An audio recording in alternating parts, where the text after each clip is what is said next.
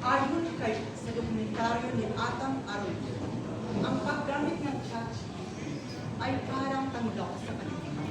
Ito'y nagbibigay liwanag at kaalaman sa lipunan at lalong-lalo na sa mga mag-aaral.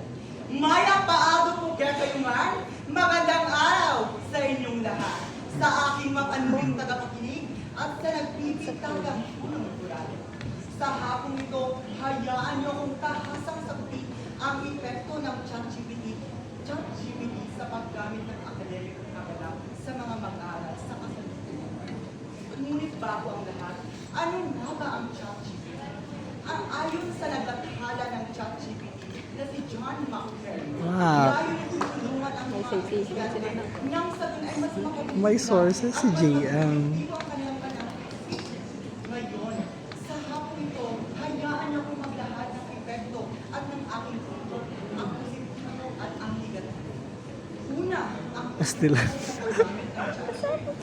layo nito tulungan ang mga estudyante nang sa gayon ay mas mapadali ang kanilang pananalisik, mas mapadali ang kanilang pagbibigay ng impormasyon sa kanilang mga ginagawang trabaho. Nang sa gayon ay hindi sila mahirapan at hindi na sila kailangan pumunta sa librarya upang maniksika at maghanap ng impormasyon. At sa negatibong epekto naman ito, ang alam natin na ang ChatGPT talagang nakakatulong sa mga estudyante. Bagamat ang iba ay inaabuso nila ito, ginagawa nila, hindi na nila ginagawa ang kanilang mga trabaho bilang estudyante. Nakadepende na lamang sila sa ganap o trabaho ng ChatGPT. Kung kaya't ang iba sa atin, nakakaraos sila ng baitang, ngunit ang kanilang kaalaman ay hindi nakakaraos dahil ChatGPT ang kanilang ginagawa at ang kanilang hinihingan. Kaya't sa hapon ito, nais kong sabihin sa inyo na okay lamang ang gumamit ng mga makabagong teknolohiya at mekanismo paggamit ng ChatGPT. Ngunit bilang estudyante, dapat maalam tayo, dapat gamitin natin sa tama. Huwag abusuhin, huwag natin panindigan ang pagiging matip. Depende sa paggamit ng ChatGPT. Dahil sa kalaunan, tayo lamang ang ating sarili malamang ang ating nililinlang.